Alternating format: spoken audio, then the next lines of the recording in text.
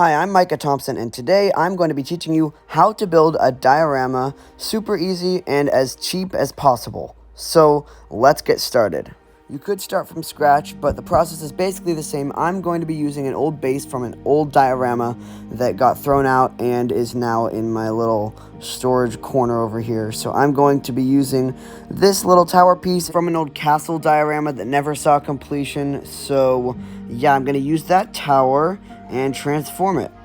When picking a base, you want to find something that will complement the size of your build so that it looks good. I plan on doing some scenery, so that's why I chose a slightly larger piece of cardboard to go with my tower.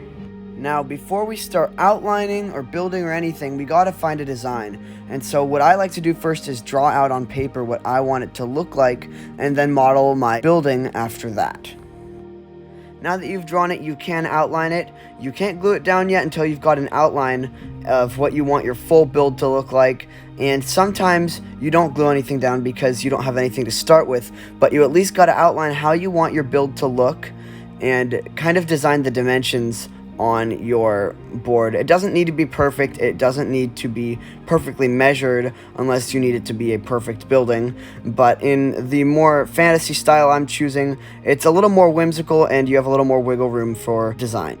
The next thing you'll do is you need to plug in a hot glue gun. Once your glue gun is heated up, glue in the piece right on the outline that you just marked. And if you're starting from scratch, you can skip this step and move right on to the building.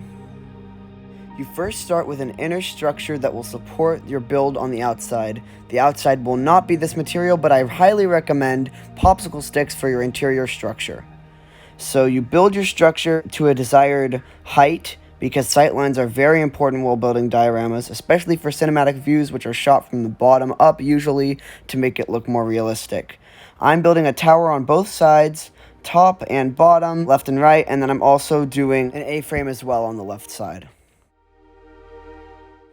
Now, after you've got your structure complete, you can start sealing your structure by building cardboard walls around it. So measure your cardboard up to your structure and then cut the cardboard to fit, and then you hot glue it on. Pretty simple.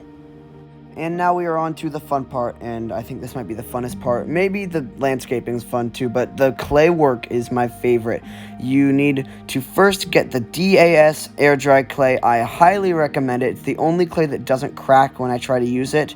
I have had statues that have broken and dioramas that have cracked like a week after I've dried them, so I highly recommend DAS air dry clay. It doesn't fail you. I did cut it out there, but it does take roughly 5 minutes for your clay to actually start to weaken and become more moldable, and so you really have to work with it for about 5 minutes, 5 or 6 minutes, and then you can lay it on the face, and then you dip your hands in a bowl of water, like I have there, that blue bowl of water, and then you mold the clay with your hands just like that until it's blended and smooth enough for detail work.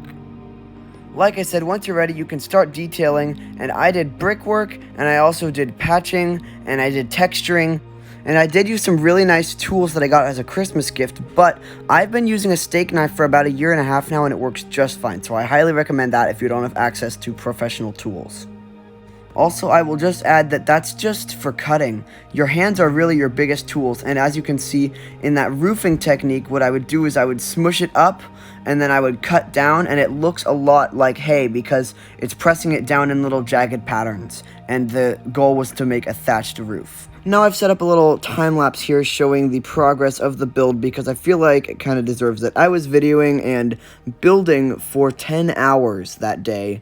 10 hours, and that was just day 1 of 3 on the project. This was the most strenuous day for sure, but if you do not like spending a lot of time or focusing on a project for a long period of time, I don't really recommend this to you. It was also special circumstances, finishing it for a speech, trying to not procrastinate, so I was finishing it all within a 3-day period, but if you don't want long projects and things you can't finish fast, I don't recommend this for you. But those of you who can focus, this is your video. Now that we've done all of the clay and detailing, it is time to paint. We are going to need paints and paintbrushes, 2 very basic tools. In diorama building, it's pretty common for people to use something called a wash. It uses the same principles as staining wood, which lets some of the accents come through while still color changing it as well. So you just mix paint and water, and then once you have dabbed it onto your clay, it should let some of the lines of the clay still show through while still changing the color.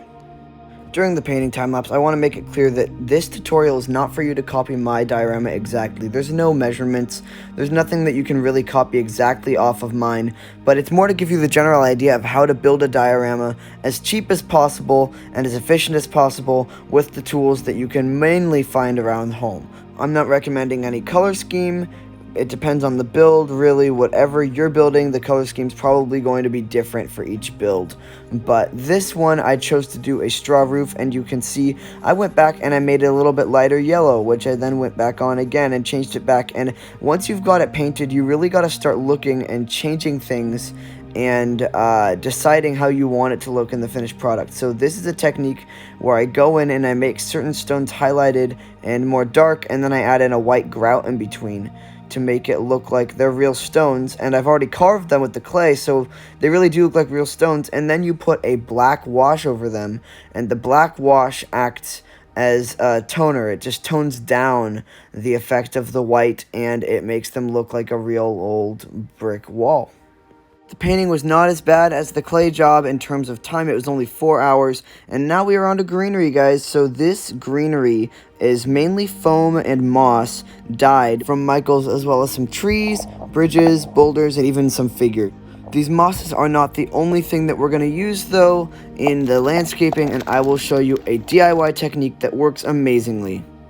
And now all of our mosses and foams are in, and it looks pretty good, but the thing is, it needs to be spiced up. So there's some small moss actually to put on the ground, which isn't that small, but it's small enough to look like some tall grass. So I put that in and I hot glue everything in. As you can tell, I had to outline and place everything before hot gluing to get the sight lines right. That is a key while you're working on a diorama, especially with landscaping. And surprisingly, this part only took about 1.5 hours, which was really nice. When you're making a forest or any sort of landscaping, you want to think of the theme and the backstory to your diorama before understanding how you're going to set up your setting. This also goes for painting and building, but this was supposed to be a more happy cabin. That's why I gave it the slightly blue and purple rocks, and then a nice happy green forest around it. Hold your horses, we aren't done with greenery yet.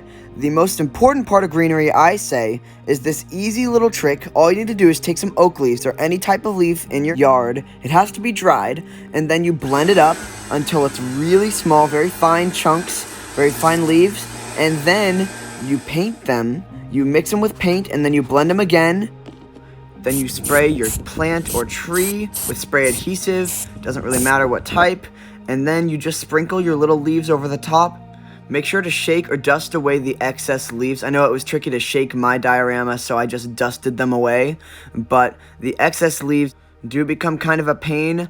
Oh, also, depending on the amount of paint you mix with your leaves, you will get a darker or a lighter green. It also depends on the color of paint. I think that wraps it up though, so enjoy this little cinematic video of the finished product of our beautiful little diorama. I hope you enjoyed, and I hope you try this at home too.